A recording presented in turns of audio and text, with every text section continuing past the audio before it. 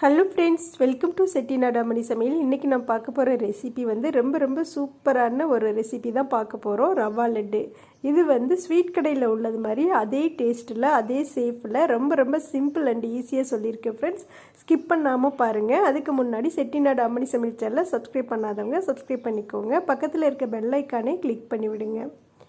இப்போ அடுப்பில் ஒரு கடாய் வச்சுக்கோங்க. கடாய் நல்லா சூடானதும் இதில் அரை கப்பு இதோட அளவு, இந்த கப்பில் ஒரு கப் அளவுக்கு நான் நெய் எடுத்திருக்கேன். இது நல்லா நெய் உருகட்டும். நெய் நல்லா உருகியதும் இதில் 10 முந்திரி எடுத்துக்கோங்க.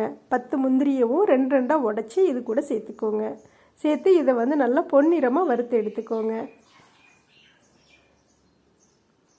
அடுப்பை ரொம்ப லோவில் வச்சுக்கோங்க. அப்போ தான் கருகாமல் இருக்கும். நல்லா வறுத்தாச்சு. இப்போ அது கூட 10 திராட்சை எடுத்துக்கலாம். இதையும் சேர்த்து அது கூட வறுத்து விடலாம். இப்போ நல்லா வறுத்தாச்சு. இதை தனியாக எடுத்து வச்சுக்கோங்க.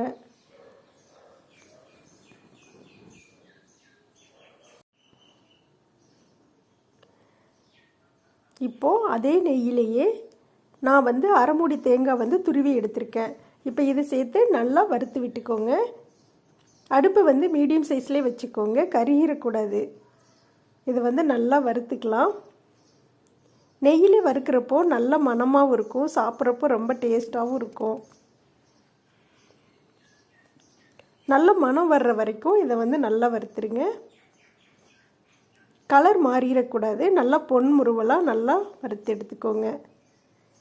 அவ்வளோதான், இதை வறுத்தாச்சு. இப்போ நம்ம இதை தனியாக எடுத்து வச்சுக்கலாம். அடுத்து அதே கடாயில் 1 ஸ்பூன் நெய் விட்டுக்கோங்க. நெய் நல்லா உருகியதும் 60 ml கப்பில் நான் 1 கப்பு அளவுக்கு ரவை எடுத்திருக்கேன். இப்போ இந்த ரவையவும் அந்த நெய்யில் நல்லா கட்டிப்படாமல் வறுத்து எடுத்துக்கலாம். ரொம்ப சிம்பிள் அண்ட் ஈஸி தான் ஃப்ரெண்ட்ஸ். ரொம்ப டேஸ்ட்டாகவும் இருக்கும். இதே ஸ்டைலில் நீங்கள் ரவா லட்டு செஞ்சு பாருங்கள்.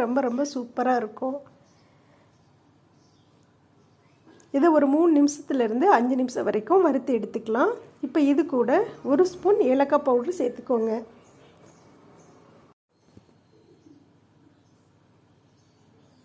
நல்லா ஓரளவுக்கு நல்லா வறுத்தாச்சு. அடுத்து நம்ம வறுத்து வச்சுருந்த தேங்காயை இது கூட சேர்த்துக்கலாம்.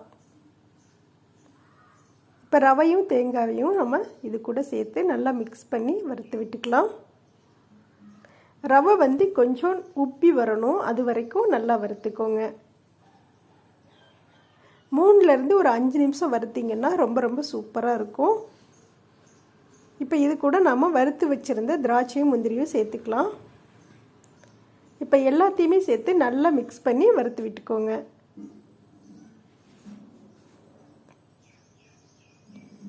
அவ்வளோதான். இதை இப்போ நாம் தனியாக எடுத்து வச்சிடலாம். நல்லா கலர் மாறிடுச்சு பாருங்கள். இது மாதிரி நல்லா உதிரியாக இருக்கணும்.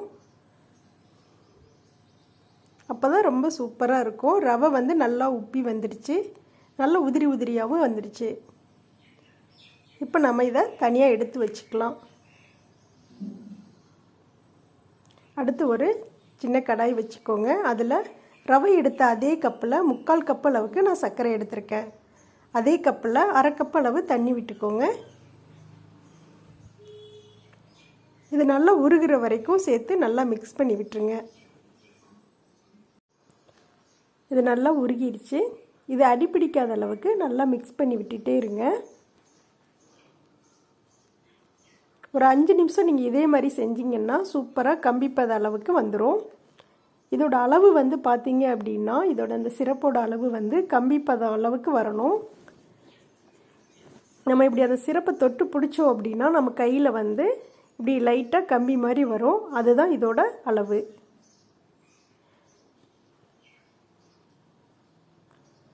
அவ்வளோதான், சூப்பராக வந்துடுச்சு. இப்போ அடுப்பை ஆஃப் பண்ணிடலாம். இப்போ இதை நாம் வறுத்து வச்சுருந்த ரவையில் சேர்த்துக்கலாம். கொஞ்சமாக சேர்த்து மிக்ஸ் பண்ணிக்கோங்க. அப்படியே ஊற்றுனீங்க அப்படின்னா கட்டியாயிரும். கொஞ்சமாக சேர்த்து கொஞ்சமாக மிக்ஸ் பண்ணி விட்டுக்கோங்க.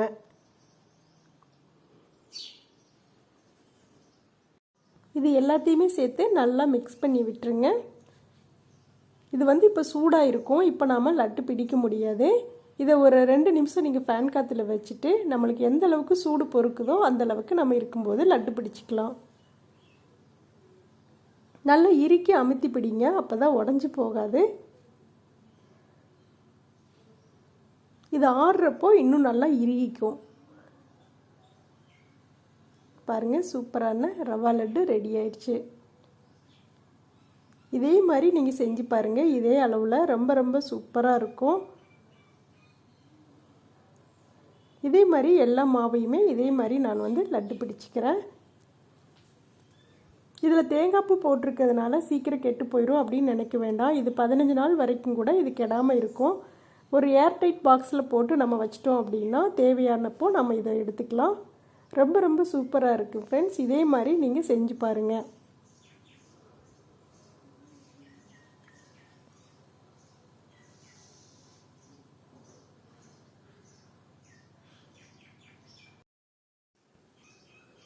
இதே மாதிரி நம்ம லட்டு பிடிக்கும்போது ஒவ்வொரு லட்டுலையும் ஒவ்வொரு முந்திரி திராட்சை வச்சு நீங்கள் லட்டு பிடிங்க. பார்க்குறக்கு ரொம்ப அழகாக இருக்கும், சாப்பிட்றப்போ ரொம்ப டேஸ்ட்டாக இருக்கும். அவ்வளோதான் ஃப்ரெண்ட்ஸ், சூப்பரான ரவா லட்டு ரெடி ஆயிடுச்சு. இந்த ரெசிபி உங்களுக்கு கண்டிப்பாக பிடிக்கும்னு நினைக்கிறேன். பிடிச்சிருந்தது அப்படின்னா செட்டிநாடு அம்மனி சமையல் சேனலை சப்ஸ்கிரைப் பண்ணிக்கோங்க. பக்கத்தில் இருக்க பெல் ஐக்கானை கிளிக் பண்ணி விடுங்க. உங்கள் ஃப்ரெண்ட்ஸ் ஃபேமிலி எல்லாருக்குமே ஷேர் பண்ணுங்கள், லைக் பண்ணுங்கள், கமெண்ட்டில் எப்படி இருந்ததுன்னு சொல்லுங்கள். ஆரோக்கியமாக சமையல் செய்து அன்போடு பரிமாறி ஆரோக்கியமாக சாப்பிடுங்க. நன்றி. மீண்டும் சந்திப்போம்.